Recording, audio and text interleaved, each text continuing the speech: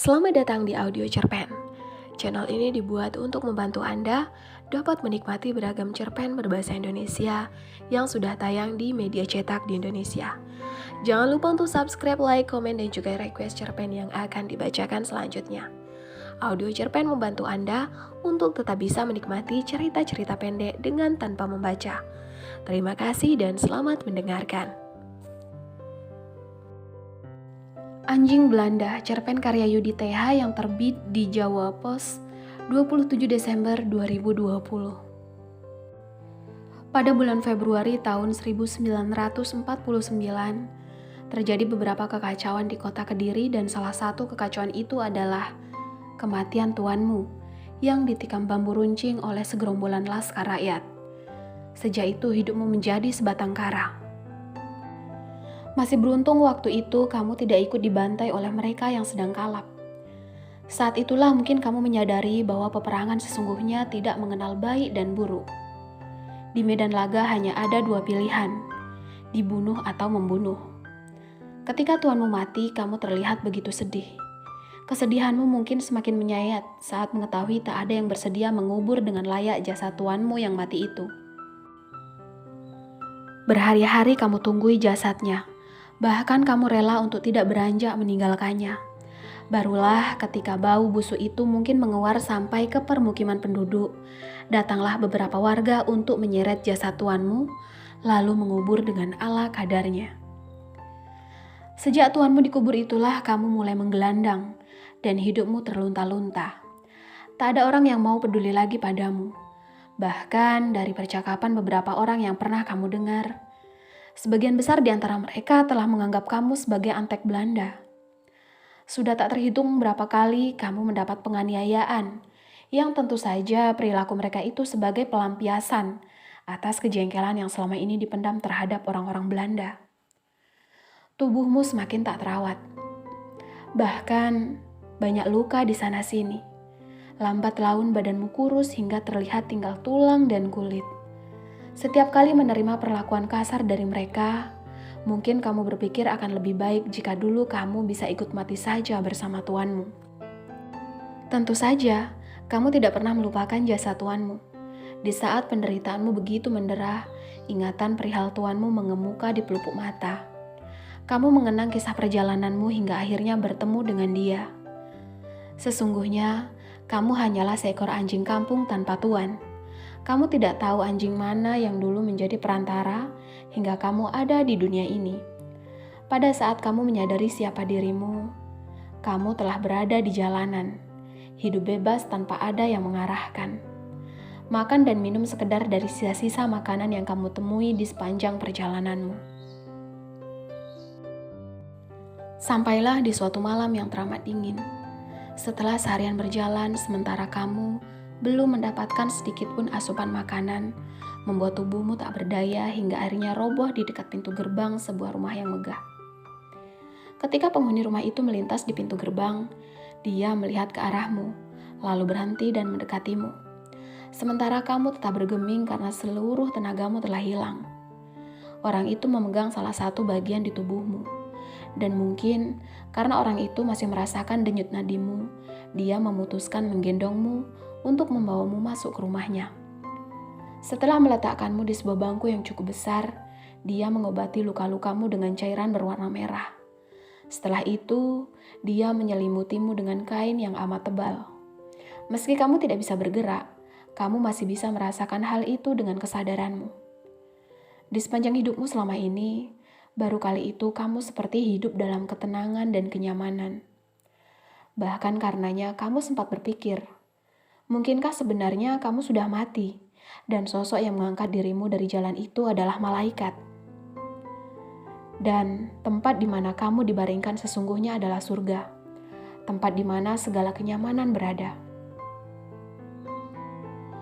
Jikapun memang benar kejadiannya seperti itu, kamu ikhlas. Bahkan rasa syukur mungkin kamu lontarkan, karena kenyataannya pada saat kamu berada di dunia sebagai makhluk tak berharga, tapi kini bisa tinggal di surga, tempat suci yang diidamkan banyak orang. Tetapi apa yang kamu bayangkan rupanya bukan kenyataan. Sosok yang mengangkatmu dari jalan ternyata benar-benar manusia. Meski begitu, ucap syukur pastinya tetap kamu lanjutkan karena kamu merasa masih beruntung telah dipertemukan dengan orang baik. Kebaikan itu sudah terbukti, dan hal itu masih berlanjut karena setelah kamu siuman dari tidur lelap, di hadapanmu telah tersedia secawan susu yang memang dia sediakan untukmu. Opdrinken, ucap orang itu sembari menyorongkan cawan itu. Dengan antusias kamu meminum susu itu, sembari hatimu berjanji akan mengabdi kepadanya seumur hidupmu. Ketika ingatanmu sampai kepada peristiwa itu dengan sekuat tenaga, kamu bangkit, lalu kembali berjalan menuju kuburan tuanmu. Meski sesungguhnya kamu sendiri merasa kedinginan dan butuh selimut untuk menghalaunya, kamu tak memedulikannya. Kamu justru memeluk tanah kuburnya seperti kamu sedang menyelimuti tuanmu yang kamu pikir tentu lebih merasa kedinginan. Bahkan kamu berharap esok pagi tidak bangun lagi agar bisa bersama-sama lagi dengannya. Ketika pagi datang dan matamu masih bisa melihat gundukan kubur tuanmu, kamu menjadi sadar bahwa kamu masih diperkenankan untuk hidup. Lalu kamu berpikir, mungkin untuk membalas kebaikan tuanmu bukan dengan cara ikut mati, tetapi dengan melanjutkan hidup. Sejak pemikiran itu bercokol dalam kepalamu, kamu permisi kepada tuanmu untuk pergi melanjutkan hidupmu. Tapi keputusan yang kamu pilih itu bukan perkara mudah, karena banyak orang telah menganggapmu sebagai makhluk yang teramat hina. Langkah pertama yang kamu tempuh adalah memulihkan tenagamu. Oleh karenanya, kamu harus segera mendapat makan dan minum.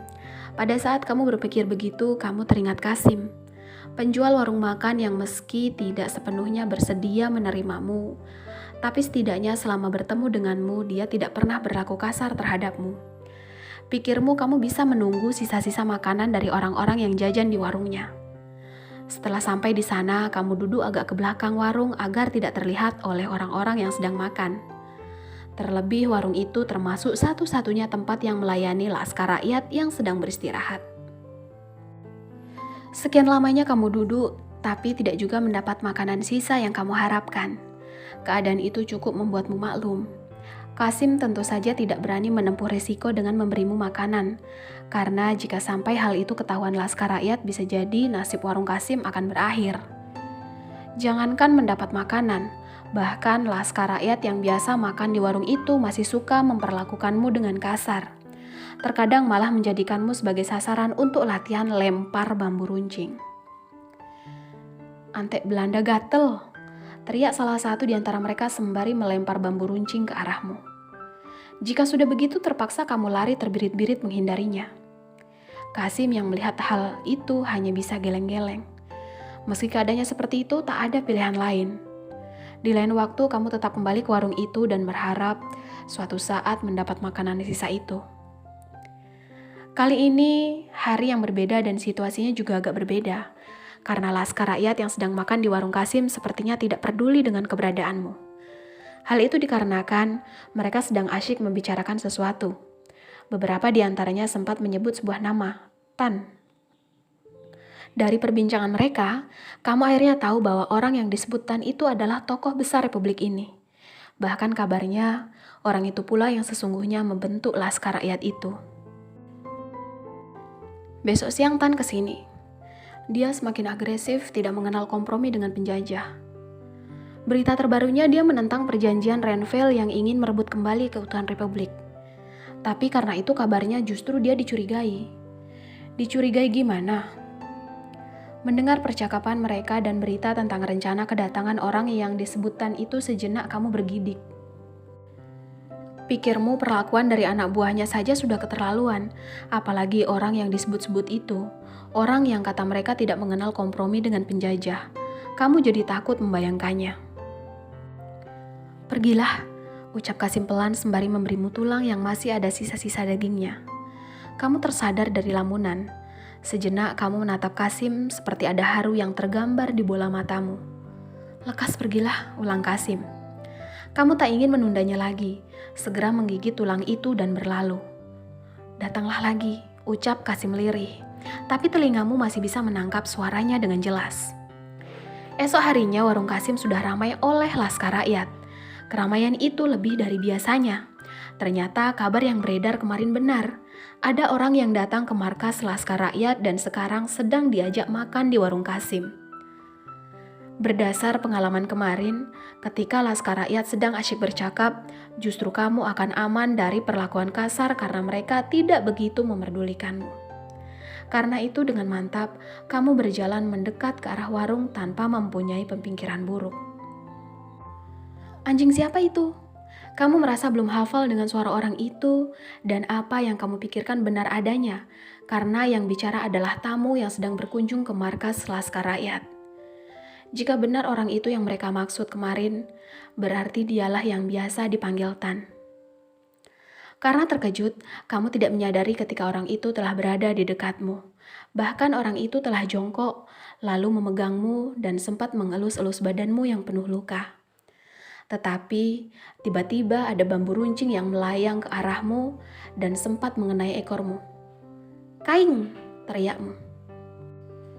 Orang yang bernama Tan itu tampak terkejut, lalu menoleh ke belakang, sedangkan kamu cepat berbalik arah dan berlalu. Agak jauh dari tempat itu, kamu berhenti dan melihat ke arah warung. Seketika mata Tan menjadi merah.